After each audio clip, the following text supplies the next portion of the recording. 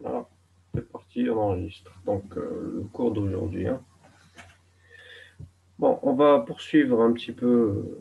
Là, on a laissé les choses. Donc, entre les normes. Donc, je vais partager l'écran.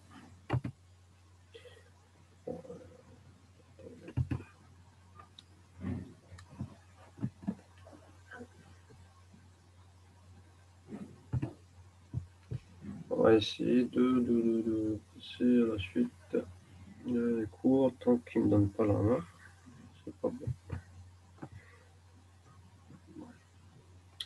Alors, on va passer au cours. Donc, c'est un petit peu la poursuite de ce qu'on a fait précédemment. Moi, je l'ai mis, je l'ai intitulé comme suit. Bon, je considère que c'est un autre chapitre, mais c'est un petit peu un chapitre 4 bis qui poursuit un petit peu ce qu'on a fait donc dans le chapitre 4 ondes électromagnétiques, où on a développé un petit peu les équations de Maxwell, on les a utilisées dans le cadre d'une propagation des champs électromagnétiques dans le vide. Donc à partir de là, on a déduit un certain nombre de propriétés qui permettaient de montrer que, alors d'une part, que les champs électromagnétiques se propageaient comme des ondes dans le vide à la vitesse de la lumière. Et on a développé tout un tas d'équations qui permettaient de retrouver le champ électrique ou le champ magnétique en fonction soit du potentiel vecteur et du potentiel scalaire, et aussi des équations qui liaient le champ électrique et le champ magnétique avec l'onde de propagation. On a représenté donc la polarisation de ces champs. Donc, on avait montré à partir des équations de Maxwell qu'ils étaient transverses électromagnétiques. Et la dernière partie du chapitre 4, on a fait aborder l'énergie électromagnétique. Donc on a défini le vecteur de Poynting. Voilà. Donc on a montré que vers la fin que le vecteur de Poynting suivait le vecteur le vecteur k euh, du nombre d'ondes, donc la direction de propagation, et il était transverse par rapport au champ électrique et au champ magnétique. Bon, ça c'est un petit résumé de ce qu'on a fait les 2-3 semaines passées. Maintenant, on va aborder dans ce chapitre 5 ce que j'ai appelé ondes électromagnétiques planes dans un milieu homogène isotrope non magnétique. Alors, déjà, un milieu non magnétique, ça veut dire qu'il est, c'est-à-dire les phénomènes magnétiques, bon, elles existent, mais elles ne sont pas prédominantes. C'est pas, c'est-à-dire le phénomène physique le plus important, il est essentiellement électrique. Euh, Homogène, ça veut dire bon, qu'on a un milieu qui est parfaitement homogène. L'homogénéité, ça veut dire qu'il n'y a pas de. Il y a une répartition qui est la même partout. C'est ça ce que ça veut dire homogène. Isotrope, c'est-à-dire qu'on a une répartition isotropique, par exemple, des phénomènes électriques. C'est-à-dire, j'ai la même euh, répartition, c'est-à-dire au niveau des amplitudes. J'ai la même amplitude partout. Même si elle varie, cette amplitude, eh ben, elle va varier suivant ce que je me trouve à la même distance, par exemple, d'une origine ici. Je suis à une origine donnée, non? Eh ben, si je vais m'écarter d'un rayon R, ben, mon évolution sera pareille c'est-à-dire le rayon de cette distance, enfin, rapport à l'origine. Bien sûr, bon, après, elle peut varier par rapport à R. En tout cas, on a une variation isotropique, c'est-à-dire on a la même amplitude partout. Euh, Maintenant, donc ce que j'ai mis, le milieu homogène isotrope non magnétique, ou milieu, ce que j'ai appelé, où les phénomènes électriques sont dominants, c'est-à-dire que le milieu est caractérisé, c'est-à-dire les phénomènes électriques qui sont dominants, donc ce qu'on appelle non magnétique, et que le milieu est caractérisé par son mu, son epsilon, hein, et aussi sa conductivité, hein, ou sa résistivité. Donc on a des charges, hein, qu'on appelle Q, et donc si on a des charges, on a une densité de courant. Voir la figure ci-dessous, hein, une représentation de tout ça.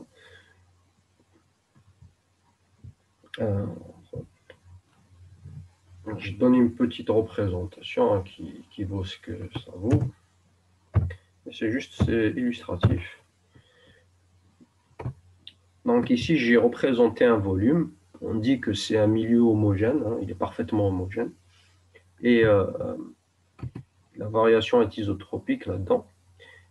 Et il est caractérisé par son milieu, epsilon, mu, donc ρ qui est la densité de charge volumique, et donc je vais avoir un courant dedans, une densité de courant dedans. Voilà. Donc il va être décrit par sa surface, ce volume.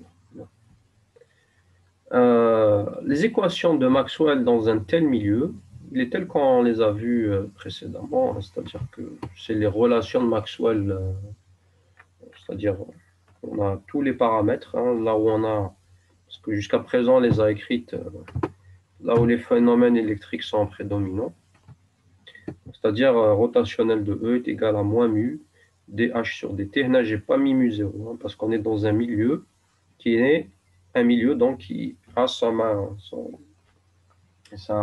perméabilité propre, et on n'est pas dans le vide. Hein. Quand on est dans le vide, on met mu 0, et quand on est dans un milieu donné, peu importe ce que c'est,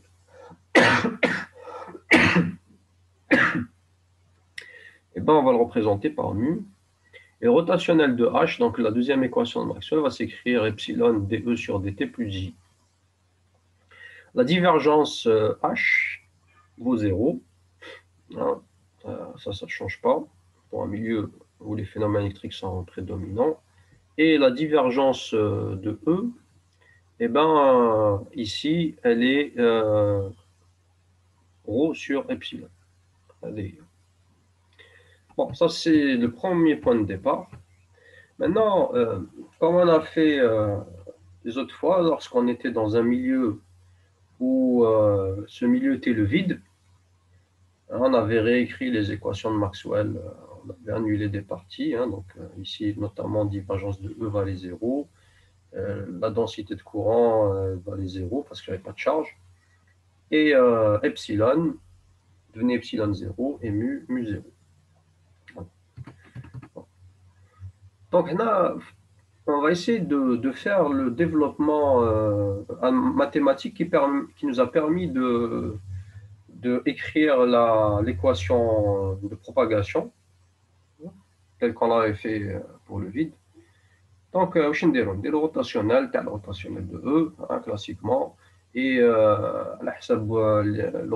l'analyse vectorielle, on sait qu'un rotationnel d'un rotationnel d'un vecteur, eh ben, il vaut gradient div de E moins le Laplacien vectoriel de E.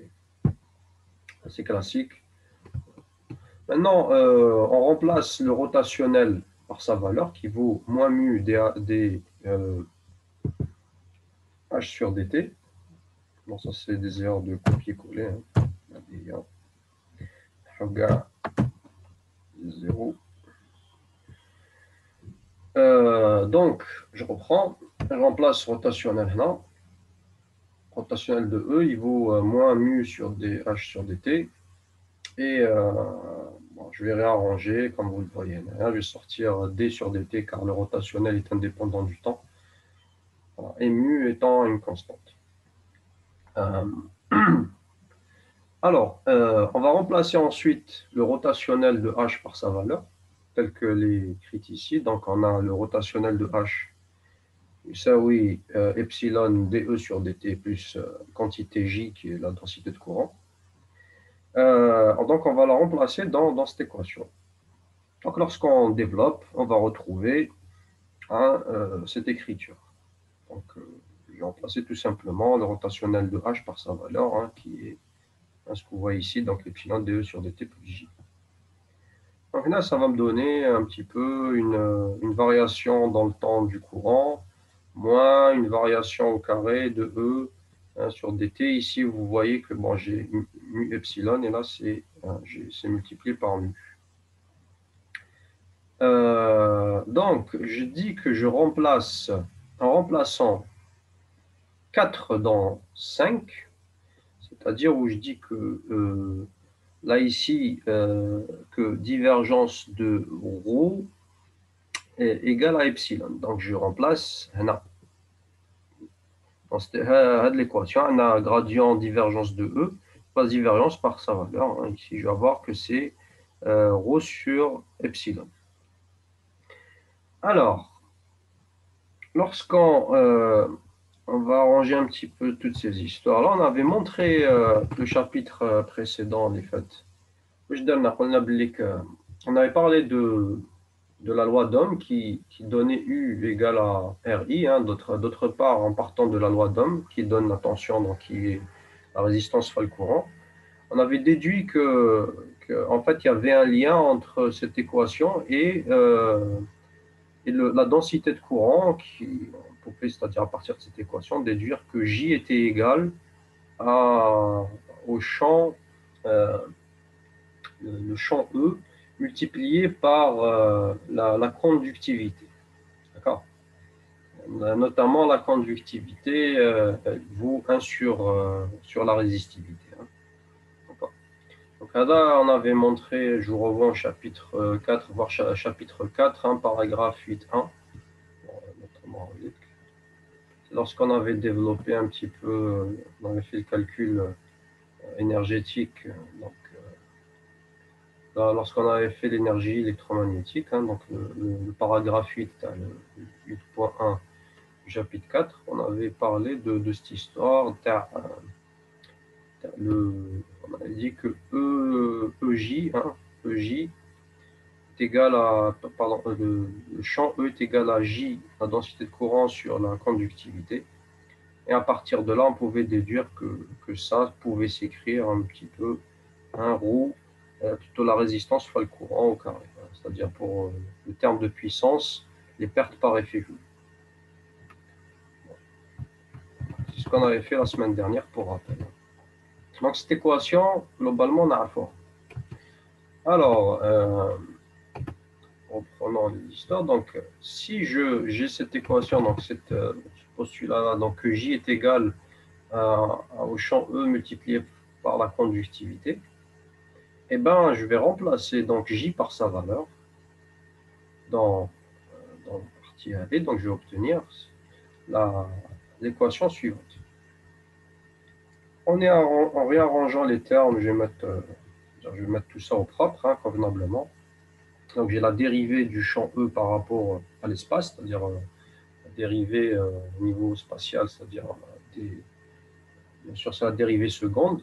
Le Laplacien représente les dérivées secondes au niveau spatial, c'est-à-dire en 3 dimensions pour le champ E, hein, c'est-à-dire la dérivée seconde.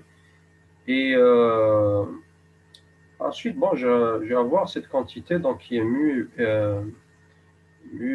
fois la directivité dE sur dt, moins mu epsilon d de E sur dt2, et c'est égal à une quantité gradient ρ epsilon. Et de la même manière, si on travaille avec le champ H, je vais faire tout simplement le rotationnel du rotationnel de H, je vais développer. Hein. Bien sûr, ce sera légèrement différent, mais globalement, je vais obtenir cette équation. En procédant de la même manière, je vais obtenir que le Laplacien de H moins la dérivée première du temps par rapport au temps du champ magnétique moins la dérivée seconde du champ magnétique par rapport au temps. Ça vaut 0. Ça, c'est ce qu'on obtient en essayant donc de développer tel qu'on avait fait pour le cas du vide. Et cette fois-ci, on est dans un milieu électrique et vous voyez, donc on a un terme supplémentaire ici, on a une dérivée par rapport au temps, donc une dérivée première, hein, chez seconde.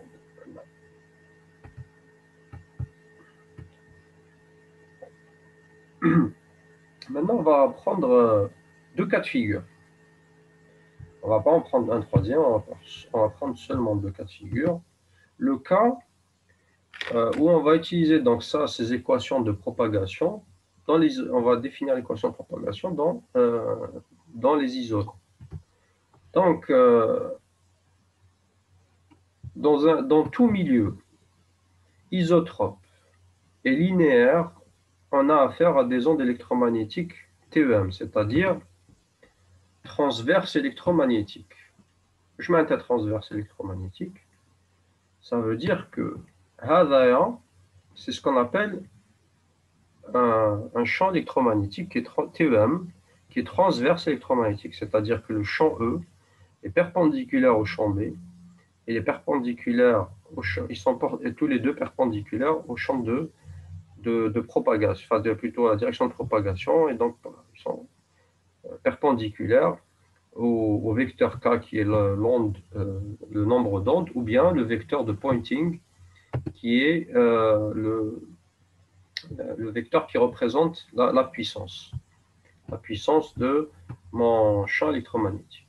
Et ça, tout ça, on appelle ça que c'est transverse électromagnétique. Donc ça représente le mode de propagation du champ électromagnétique dans le vide.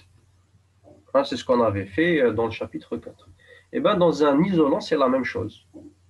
C'est-à-dire, si vous voulez, c'est un postulat qui se démontre. Moi, j'ai choisi de ne pas le faire parce que c'est long. Ça se démontre. Mais que dans un milieu isotrope et linéaire, dans le même type de milieu où on est, et ben, mais dans le cas d'un isolant, et ben les modes on a affaire à des ondes électromagnétiques qui sont type transverse électromagnétique. Et donc, comme je viens de le dire, le champ E est perpendiculaire à K et le H est perpendiculaire au champ K. Et le champ E et H sont transverses à la direction. Ce que ça veut dire, c'est l'interprétation verbale de كتبنا هنايا. هنا الأشعة donc هما الحقل المغناطيسي والحقل الكهربائي راهم c'est-à-dire ils sont perpendiculaires. Donc là, ils sont perpendiculaires entre eux et par rapport à la direction de propagation.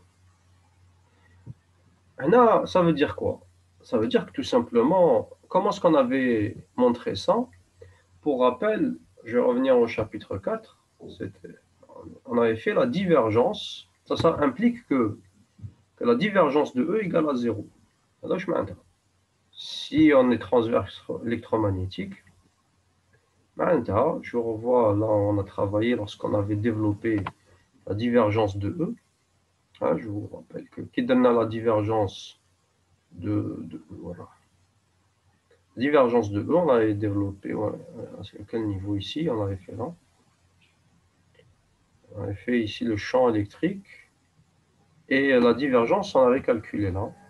Et lorsqu'on avait fini de calculer la divergence de mon composant du champ électrique, l'équivalait une quantité qui était KE et KE égale à 0, c'est-à-dire le produit scalaire entre K et E me donne 0, ça implique que K est perpendiculaire à E.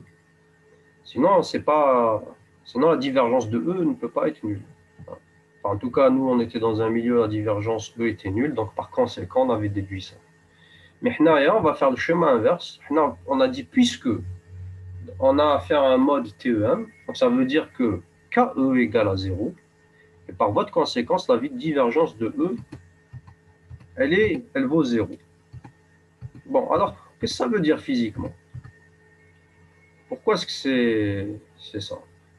Eh ben, ça veut dire, bon, déjà que j'ai pas de ma densité de, de charge dans cet isolant-là, ben, elle est nulle. C'est ça que ça veut dire. C'est-à-dire,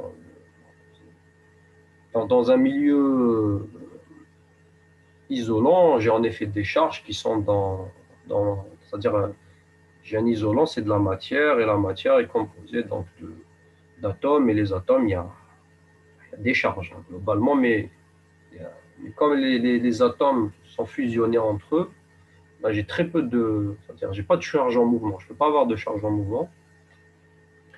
En tout cas, si mes charges, la quantité de charge, elle peut être, c'est-à-dire dans un côté, c'est-à-dire elle va se mettre à se mettre en mouvement, elle ne se mettra pas en mouvement dans l'isolant. Donc elle va disparaître tout de suite lorsque je vais avoir un champ électromagnétique. Ces charges-là vont disparaître. Elles vont aller former les courants au niveau du conducteur. C'est-à-dire il faudrait que, bien sûr, dans cet isolant-là, si j'ai du métal qui entoure l'isolant, il va aller vont se diriger pour former les courants dans mon, dans mon conducteur. Sinon, dans l'isolant, ben, je n'ai pas de mouvement de charge. Donc, ce qui fait que, on peut assimiler ça à dire que la densité de charge est nulle. À partir de là, si mon divergence de E, elle vaut 0, ça implique que ρ vaut 0, mathématiquement. Donc, je remplace dans mon équation. Maintenant que le gradient de ρ sur epsilon, hein, cette quantité-là, elle vaut 0. Donc, mon équation va se simplifier et elle va valoir donc cette équation. On va avoir ce type d'équation. Alors, comme le milieu est un isolant, l'isolant, sa résistivité, elle est grande. Ça veut dire que sa conductivité, elle tend vers 0. Maintenant, à de la quantité, eh ben, elle va s'annuler. Donc, mon équation, dans mon isolant, qu'est-ce qu'elle va? Elle va s'écrire sous forme de Laplacien E moins mu epsilon d de E sur dt2 égale à 0. Voilà. Ça, donc on voit bien que le champ électrique dans un isolant, eh ben, si bien sûr je suis dans un milieu isotrope et linéaire, et, en plus, donc excusez, j'ai un mode T, donc j'ai un mode TEM qui traverse cet isolant, et ben mon équation de propagation va s'écrire de la même manière que dans le cas où on avait fait le vide. Maintenant, voilà, ça c'est une première approche. Deuxième chose, c'est qu'on sait que lorsqu'on avait abordé le cas du vide, je faisais que le حل تاع هاد المعادلة هو شنو؟ هو E égale à E0 exponentielle j oméga t moins carré. On l'avait démontré. Et en plus, je vous ai donné peut-être comme التمرين باش تحلوه وتلقاو باللي le type de solution يعطينا 0. Voilà. Et bon, j'ai vu qu'il y a une bonne partie qui ont essayé de faire l'exercice. C'est une bonne chose. Bon, ça permet de voir en tout cas que le type de solution, de montrer que le type de solution, ce type d'équation, c'est ça. Donc en remplaçant dans l'équation ci-dessous, je vais mettre, je vais dériver par rapport à l'espace. Bon, je ne vais pas refaire le développement de manière suffisamment. On va avoir, si je dérive cette expression par rapport à d sur dx2 plus d sur dz2 plus d sur d2 pardon, sur dz2, je vais avoir en fait la quantité moins k, hein, en facteur, multiplié par le champ E. C'est-à-dire que je vais retrouver la même expression multipliée par la quantité K qui va. Pourquoi? Voilà, K et il va dépendre c'est-à-dire j'ai le produit scalaire entre K et R. Ça représente la composante spatiale. Voilà. Donc, c'est comme là, il dépend de X, Y, Z, eh ben, c'est lui qui va sortir de l'expression d'exponentielle. Lorsque je vais dériver, je vais avoir moins K, E. Et quand je vais dériver par rapport au temps deux fois cette expression, je vais avoir bon, mu epsilon iqad, mais je vais avoir oméga 2. Je vais avoir oméga 2. Là, j'ai oublié que c'était. Il faut écrire que c'est K au carré. Hein, je dérive deux fois. Dérivée seconde de en expression. Donc, je vais avoir K2E moins epsilon mu oméga 2E égale à 0. Bon, comme le champ électrique, on voit bien qu'il n'est pas nul, hein, le champ électrique. Donc, ça veut dire que si je veux obtenir 0, ça veut dire que c'est la quantité K moins mu epsilon oméga 2 qui est nulle. Donc, ça veut dire que K2 vaut mu epsilon oméga 2. Implique que le nombre d'ondes, il vaut la racine carrée de mu epsilon oméga. Bon. On avait vu aussi dans le cours précédent, l'égalité celle-ci, c'était que K est égal à, je l'avais donné cette expression, c'était oméga sur V, V étant la vitesse de propagation. Comme on est dans un milieu qui n'est pas le vide, cette vitesse de propagation est inférieure à la vitesse de la lumière. Hein, parce que quand on était dans le vide, K, on a l'équivalent oméga sur C. Hein. Je crois que c'était dans le chapitre 4, hein, lorsqu'on avait développé les choses, je crois, à quel niveau, je ne sais plus. On va peut-être le retrouver. Faire un parcours rapide. Peut-être c'était dans le chapitre 3, je ne sais plus. Ah, c'est là. Non. Oui, c'est ici. Voilà. C'était lorsqu'on avait abordé l'onde monochromatique. Hein. On avait parlé, je vous avais expliqué ce qu'était une onde. Donc, on a le oméga vaut kV. Hein. V étant la vitesse de propagation. Bien sûr, dans le cas du vide, V, c'est C. Hein. C'est la vitesse de la lumière. En tout cas, c'est au début du chapitre 4. Hein. Donc, c'est une petite. On réutilise les expressions, les prénoms, mara les fêtes. Donc, puisqu'à la le nombre d'ondes, oui oméga sur V, donc c'est égal à racine, donc V ou chenevou. V, c'est tout simplement, comme on fait par analogie, vous voyez que, regardez, K est égal à oméga sur V et c'est égal à racine de oméga, plutôt epsilon mu, racine carrée fois oméga. Donc, ça veut dire quoi? Ça veut dire que V, tout simplement, vaut 1 sur la racine carrée de mu epsilon. Alors, mu epsilon, à quoi? Qu'est-ce que vaut mu epsilon? Hein? Ça vaut, donc je vais mettre ça ici, avec mu epsilon. Ça m'accepte comme je me veux, mais ça vaut, je vais mettre ça ici, je vais récupérer ça. Mu epsilon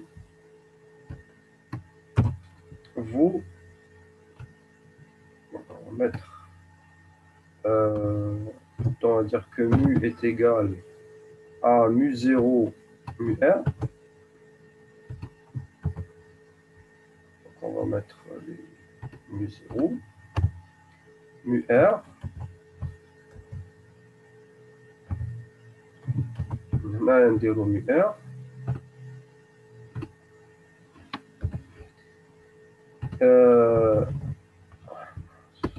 Ça c'est pour mu 0 et epsilon ça vaut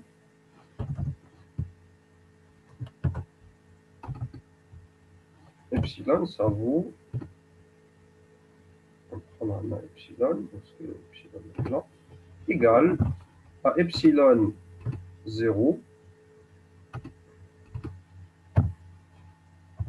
epsilon r.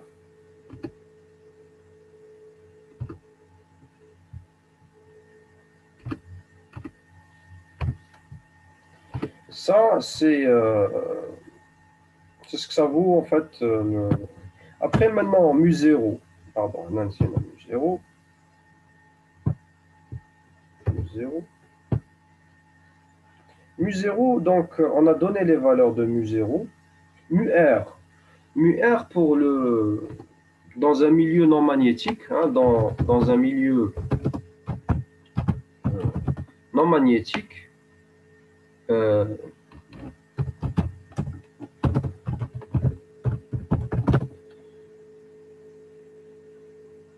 ben, mu0, mu-r vaut 1.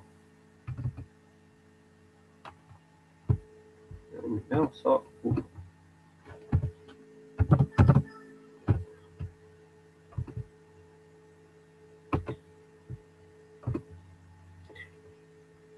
Mu-r vaut 1. Après, epsilon r, ça dépend du milieu. Ça dépend du milieu, mais dans un milieu non magnétique, ça vaut mieux. Ça veut dire que finalement, mu, hein, dans un milieu tel que là où on est pour notre cas, donc dans un milieu où les phénomènes sont à dominance électrique, ben mu, il vaut mu r. Hein.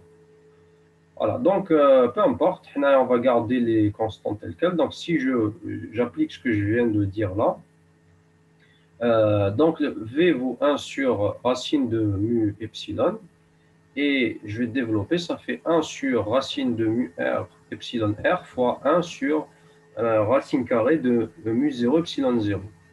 Et 1 sur racine de mu 0 epsilon 0, c'est la vitesse de la lumière. Donc ça va me donner C sur la racine carrée de mu r epsilon r. Et d'ailleurs, dans le cas d'un milieu, non, donc mu r, il vaut ça, donc ça veut dire que, en fin de compte, eh ben, la vitesse ici, ça vaudra vitesse de la lumière sur epsilon r. Ça, c'est la vitesse parce que je suis dans un milieu à dominance où les phénomènes électriques sont prédominants. Maintenant, la vitesse, elle vaut la vitesse de la lumière sur la racine carrée de epsilon r. Et bien sûr, epsilon r va varier en fonction...